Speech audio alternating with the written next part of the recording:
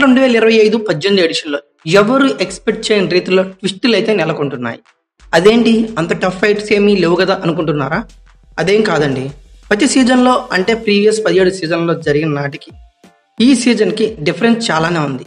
ప్రతి సీజన్‌లో 6, 7, 8, 9, 10 ప్లేసుల్లో ఉండే ఛాంపియన్స్ అందరూ మెయిన్లీ 8, 9, 10 స్పాట్స్‌లో నిలిచే ఫ్రాంచైజీలన్నీ ఈసారి మెగా యాక్షన్‌లో బాగా వాడేసుకొని రాడ్ తేలిపోయాయని చెప్పుకోవచ్చు. అయినప్పటికీ వాటి మీద అంత ఎక్స్పెక్టేషన్స్ లేకపోయినా అద్భుత విజయాలు అయితే సాధించిందని చెప్పుకోవచ్చు. ఈ సీజన్లో టాప్ నాక్స్ ఆడుతూ టాప్ స్పాట్లు అయితే ఆ ఫ్రాంచైజీ నిలిచాయి. ఓడలు బండ్లు అవుతాయి కదా, బండ్లు ఓడలు అవుతాయని అదే సామెత అయితే ఇక్కడ ఎగ్జాక్ట్లీ మ్యాచ్ అవుతుందని చెప్పుకోవచ్చు. ఏది ఏమైనా ఈ సీజన్కి ఐపీఎల్లో కొత్త ఛాంపియన్ చూసే ఛాన్సెస్ కనబడుతున్నాయి. ఇది నిజమే. అలానే ప్రతి సీజన్లో హోమ్ గ్రౌండ్స్లో కంచుకోట్లా మారిపోయిన కొన్ని ఫ్రాంచైజీలు గట్టిగానే దెబ్బ పడుతున్నాయి. అంటే హోమ్ గ్రౌండ్స్లో ఆ ఫ్రాంచైజీలు విజయాలు సాధించట్లేదని చెప్తున్నా. ఏ ఫ్రాంచైజీ కూడా హోమ్ గ్రౌండ్స్లో విజయాలు నమోదు చేయలేకపోతున్నా ఈ సీజన్లో. ఇంత గెలిచి బయటికి గెలవమన్నారు పెద్దలు, అదే జరుగుతుంది. బట్ సిఎస్కే కూడా కంచుకోట్ల బద్దలైందంటే ఇది మీరే అర్థం చేసుకోవచ్చు హోమ్ టీం యొక్క పాసిబిలిటీస్, విన్నింగ్ పాసిబిలిటీస్ ఎలా ఉన్నాయని. అయితే ఈ సీజన్లో ఎంత టఫ్ రైవలరీ జరుగుతున్నాయనేది ఇప్పుడు అర్థం చేసుకోవచ్చు. ఈ వీడియో టైంకి అయితే 24 మ్యాచ్లు అయితే కంప్లీట్ అయ్యాయి. జీటీ 5కి 4 గెలిచి కొంచెం రన్ రేట్ ఎక్కువగా ఉండటం వల్ల టాప్ స్పాట్లో ఉంది. ఆ తర్వాత డీసీ ఆడిన 4 మ్యాచ్ల్లో విజయాలు సాధించి సెకండ్ స్పాట్లో ఉంది. ఇక తర్వాత RCB, Punjab kings, Lucknow super జెయింట్స్లు 3 విజయాలు సాధించి 3, 4, 5 స్పాట్స్లో అయితే నిలిచాయి.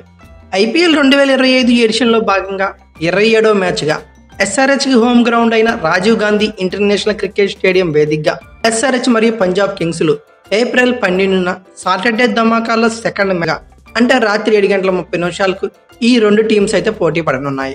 అయితే పంజాబ్ కింగ్స్ 4 మ్యాచ్లు ఆడి 3 గెలిచి పాయింట్స్ టేబుల్లో 4th స్పాట్లో అయితే నిలిచింది.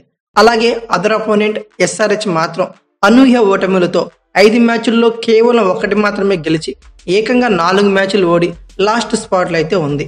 అయితే ఇక్కడ నుంచి ఎస్ఆర్హెచ్ అన్ని మ్యాచ్లు గెలిస్తేనే ప్లే ఆఫ్స్ మీద అయితే ఆశలుంటాయి, లేకపోతే ఆ ఆశలన్నీ వదులుకోక తప్పదని చెప్పుకోవచ్చు. అయితే ఈ మ్యాచ్ జరిగే స్టేడియం డీటెయిల్స్ ఏంటి, పిచ్ రిపోర్ట్ ఎలా ఉండబోతుంది, వెదర్ కండిషన్ పరిస్థితి ఏంటి, అలానే ఈ స్టేడియంలో ఐపీఎల్ స్టాట్స్ ఎలా ఉన్నాయి, అలాగే ఇరువురు టీమ్స్ మధ్య హెడ్ టు హెడ్ రికార్డ్స్ ఎలా ఉన్నాయి, ఇరువురు టీమ్స్ యొక్క ప్లేయింగ్ లెవెన్ ఎలా ఉండబోతుంది, అన్నిటి గురించి ఈ వీడియోలో క్లియర్ కట్గా అయితే తెలుసుకుందాం. ముందుగా ఈ స్టేడియం గురించి మాట్లాడుకుంటే ఈ స్టేడియం చాలా బాగుంటుంది. దీన్ని 2004లో ఓపెన్ చేశారు. ఆడియన్స్ కెపాసిటీ వచ్చేకి 38,000గా ఉంటుంది. అలానే బౌండరీ లెంత్స్ పరంగా ఒక యావరేజ్ గ్రౌండ్గా మాట్లాడుకోవచ్చు.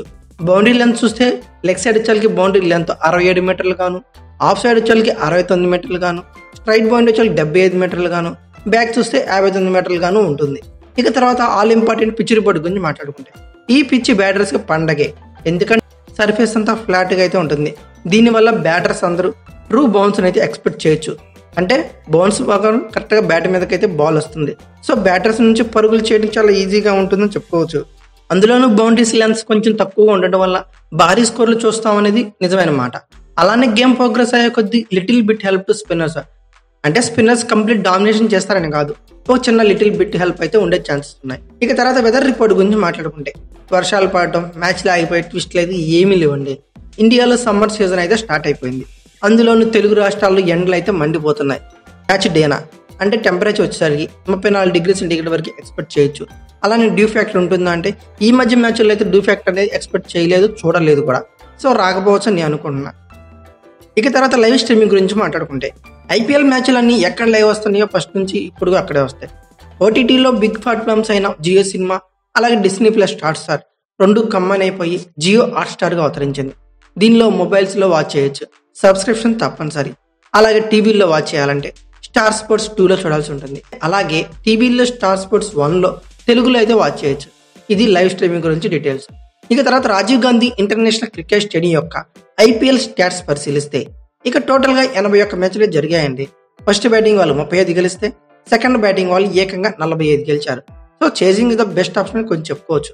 అలాగే నో రిజల్ట్గా ఒకటైతే ఉండిపోయింది. హైయెస్ట్ టోటల్ వచ్చేకి 286 పరుగులుగా ఎస్ఆర్హెచ్ పేరట ఈ గ్రౌండ్లో ఈ సీజన్లోనే మొదటి మ్యాచ్లో రాజస్థాన్ రాయల్స్ మీద కొట్టింది. ఇక లోయెస్ట్ టోటల్ చూస్తే 80 పరుగులకి ఆల్ అవుట్ అయింది డీసీ. ఇక హైయెస్ట్ రన్ చేసి ఈ గ్రౌండ్లో పరిశీలిస్తే ఆర్ఆర్ రాజస్థాన్ రాయల్స్ 217 7 వికెట్లుగా నిలిచింది.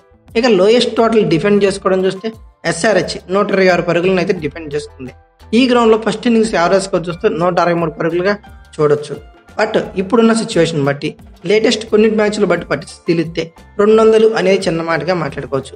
అలానే ఎస్ఆర్హెచ్కి హోమ్ గ్రౌండ్గా Rajiv Gandhi international cricket stadium ఉంది. ఈ గ్రౌండ్లో ఎస్ఆర్హెచ్ రికార్డ్స్ పరిశీలిస్తే టోటల్గా ఈ గ్రౌండ్లో ఎస్ఆర్హెచ్ 57 మ్యాచ్లు అయితే ఆడింది. 35 గెలిచి 21 ఓడింది. ఒక మ్యాచ్ టై అయింది.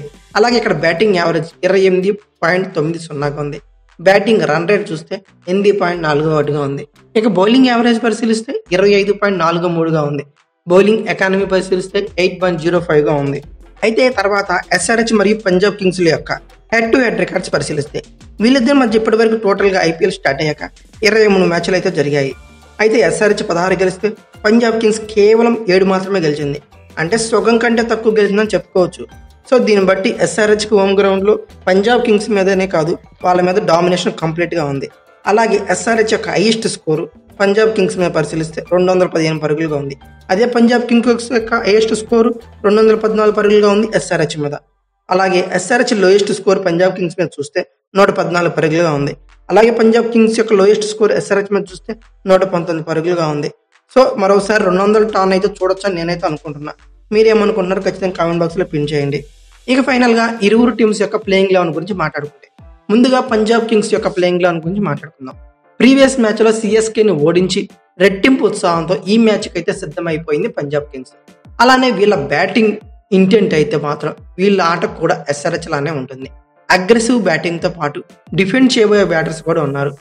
ముందుగా మనం మాట్లాడుకోవాల్సిన పంజాబ్ కింగ్స్లో ఓపెనర్స్ చూస్తానికి ఇన్ఎక్స్పీరియన్స్డ్గా ఉన్న వాళ్ళు కొడితే అట్లా ఉంటుంది భయ్యా.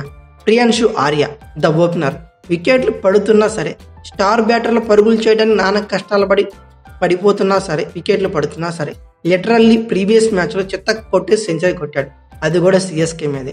అలానే ప్రొఫ్ సిమ్రాజ్ సింగ్ నిన్న మ్యాచ్లో ఫెయిల్ అయినా కానీ ఇన్ఫార్మ్ బ్యాటర్గా మాట్లాడుకోవచ్చు. వీళ్ళిద్దరి నుంచి మరోసారి గ్రేట్ స్టార్ట్ అయితే రాజీవ్ గాంధీ స్టేడియంలో ఖచ్చితంగా రావచ్చు అనుకున్నా. ఎందుకంటే అది బ్యాటింగ్ అనుకూలించే పిచ్ కాబట్టి. ఇక ఫస్ట్ స్పాట్లో వచ్చేసరికి శ్రేయస్ అయ్యర్ చాలా పాజిటివ్ ఇంటెంట్తో పరుగులు అయితే చేస్తున్నాడు. చాలా కెప్టెన్సీలో కూడా అగ్రెషన్ మోడ్లో అయితే చూస్తున్నాము. సో పంజాబ్కి ఇది గుడ్ రిజల్ట్గా చెప్పుకోవచ్చు. ఈ తర్వాత నేహాల్ వదిరాతో మంచి నాక్స్ అయితే ఆడుతున్నాడు. మంచి ఫామ్లో కూడా ఉన్నాడు. అలాగే Aussie all-rounders Marcus Stoinis, Glenn మ్యాక్స్వెల్తో మిడిల్ ఆర్డర్ కూడా చాలా బాగుందని చెప్పుకోవచ్చు. అలాగే ఎస్ఆర్హెచ్లో కూడా మెయిన్గా కెప్టెన్ పాట్ కమిన్స్, అలాగే ట్రావిస్ హెడ్ ఇద్దరు ఆస్ట్రేలియా బ్యాటర్స్ ఇంపార్టెంట్ వాళ్ళు ఉన్నారు. వాళ్ళకి వీళ్ళకి అంటే ఆస్ట్రేలియాకి మ్యాచ్ జరిగితే ఎలా ఉంటుందో అలాంటి మ్యాచ్ని అయితే మనం వీక్షించవచ్చు. తర్వాత పంజాబ్ కింగ్స్ యొక్క బ్యాటింగ్లో మనం చెప్పుకోవాల్సిన శశాంక్ సింగ్ ఎంత చెప్పినా తక్కువే భయ్య. ఏ టీంకైనా ఫినిషింగ్ ఇలాంటి ప్లేయర్ ఉంటే బాగుండు అని కళ్ళకంటాము. అలాంటి ప్లేయరే శశాంక్ సింగ్. అలానే మార్కో జన్సేన్తో మంచి సపోర్ట్ కూడా ఉంది. 8th స్పాట్ వరకు కంప్లీట్ బ్యాటింగ్ ట్రాక్ అయితే పంజాబ్ కింగ్స్లో ఉందని చెప్పుకోవచ్చు. ఇక బౌలింగ్ యూనిట్లో పేస్ యూనిట్ గురించి మాట్లాడుకుంటే హర్షదీప్ సింగ్, మార్కో జన్సేన్, లుకీ ఫెర్గ్యూసన్లతో చాలా స్ట్రాంగ్ పేస్ యూనిట్ అయితే కనపడుతుంది. బట్ ఎకనామికల్గా కొంచెం ప్రూవ్ అవుతున్నా వీళ్ళైతే మాత్రం టీ టైంలో వికెట్లు తీస్తూ మంచి బ్యాకప్గా ఉంటున్నారు. అలాగే వీళ్ళకి బ్యాకప్గా పేస్ యూనిట్లో యాష్ ఠాకూర్, విజయ్ కుమార్ వ్యాషక్, మార్కస్ స్టైనర్స్తో సాలిడ్ పేస్ అటాక్ అయితే ఉందని చెప్పుకోవచ్చు. నేనైతే మాత్రం ఈ మ్యాచ్లో ఖచ్చితంగా విజయ్ కుమార్ వ్యాషక్ ఇంపాక్ట్ బేర్గా వచ్చే ఛాన్సెస్ ఉన్నాయి అనుకున్నా. ఇంకా స్పిన్ యూనిట్లో యుజ్వేందర్ చాలా కీ రోల్ ప్లే చేయనున్నాడు. అవసరమైతే మ్యాక్స్వెల్ కూడా బంతితో ఇంపాక్ట్ చూపించగలరని అందరికీ తెలిసిందే. అలానే ప్రీవియస్ మ్యాచ్లో విత్ ద బాల్ మ్యాక్స్వెల్ చాలా ఇంప్రెసివ్గా అనిపించాడు. ఓవరాల్గా వీళ్ళ ప్లేయింగ్ లెవెన్లో ఒక చేంజెస్ అయితే ఎక్స్పెక్ట్ చేస్తున్నా.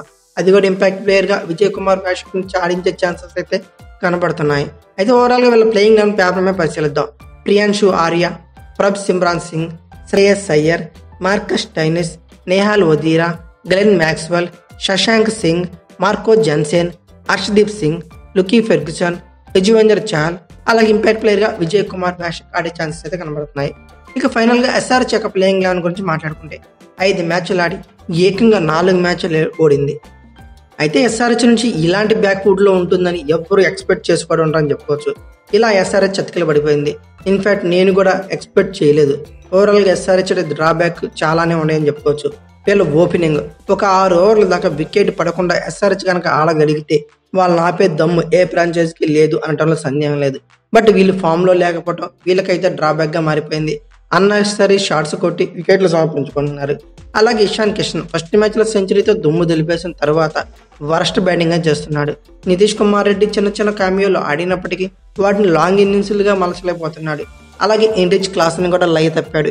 అంకిత్ వర్మ కొంతవరకు 4 ఆడి బెటర్ స్కోర్ అందిస్తున్న బౌలర్లు అయితే రాణించకపోవడం వల్ల ఎస్ఆర్హెచ్ ఓటమి బాట పట్టింది. అలాగే నిన్న మొన్న వచ్చిన కామిందా మెండిస్ కూడా సాలిడ్ బ్యాటింగ్ అయితే చేస్తున్నాడు. అయితే ఓవరాల్గా కొంచెం బ్యాటింగ్ అయితే బెటర్ ట్రాక్ మీద కనబడుతున్నా భారీ పరుగులు చేయకుండా గాడి తప్పి వికెట్లు అయితే సమర్పించుకున్నారు. ఇంకా బౌలింగ్ ఎండ్ గురించి మాట్లాడుకుంటే ద బెస్ట్ బౌలర్సే ఉన్నారు. మహమ్మద్ షమి, పాట్ కమిన్స్, అలాగే సమర్జిత్ సింగ్ తో మంచి పేస్ అటాక్ ఉంది. అలాగే జేసన్ అన్సారీతో స్పిన్ యూనిట్ లో మంచి బలంగానే కనబడుతుంది. బట్ విత్ లో బాల్ వచ్చేసరికి ఎవరూ రాణించకుండా అందరూ హ్యాండ్ ఇచ్చేస్తున్నారు. ఓవరాల్ గా వీళ్ళ ప్లేయింగ్ లెవెన్ లో కూడా నేనైతే పెద్ద చేంజెస్ ఎక్స్పెక్ట్ చేయడం లేదు. వీళ్ళ ప్లేయింగ్ లెవెన్ పేపర్ మీద పరిశీలిస్తే Travis Head, Abhishek Sharma, Ishan Kishan, Nitish Kumar Reddy, Heinrich Klaasen, Kamindu Mendis, Aniketh Verma, Pat Cummins, Mohammed Shami, Zeeshan Ansari, Simarjeet Singh ఉన్నారు. ఇంపాక్ట్ ప్లేయర్ గా రాహుల్ చహర్ వచ్చే ఛాన్స్ ఉన్నాయి. ఎందుకంటే స్పిన్ అటాక్ లో చాలా వెనకబడి ఉంది. ఎదురుగా పేస్ బౌలర్స్ ఫుల్ గా హ్యాండ్ చేస్తున్నారు కాబట్టి ఇద్దరు స్పిన్నర్లతో బరిలో దిగే ఛాన్స్ ఉన్నాయని నేనైతే అనుకున్నా. ఓవరాల్ గా వీళ్ళ స్టాట్స్, వీళ్ళ హెడ్ టు హెడ్ రికార్డ్స్, వీళ్ళ పిచ్ రిపోర్ట్ గురించి, అలాగే ప్లేయింగ్ లెవెన్ లో మా గురించి అన్ని ఎక్స్పెక్ట్ చేశాక ఎస్ఆర్హెచ్ యొక్క విన్నింగ్ పాసిబిలిటీ 43% గాను, పంజాబ్ కింగ్స్ యొక్క విన్నింగ్ పాసిబిలిటీ 57% గాను ఉంది. ఇది నా ఒపీనియన్ మాత్రమే. మీ ఒపీనియన్ ప్రకారం ఈ మ్యాచ్ లో ఎవరు గెలుస్తారనుకున్నారు ఖచ్చితంగా కామెంట్ బాక్స్ లో పిన్ చేయండి. అలాగే ఈ వీడియో కనుక మీకు నచ్చితే like, share, comment plus subscribe చేసుకోండి. అలాగే పక్కనే ఉన్న బెల్ ఐకాన్ ఒకటి మాత్రం మర్చిపోకండి. Thank you for watching. Have a nice day.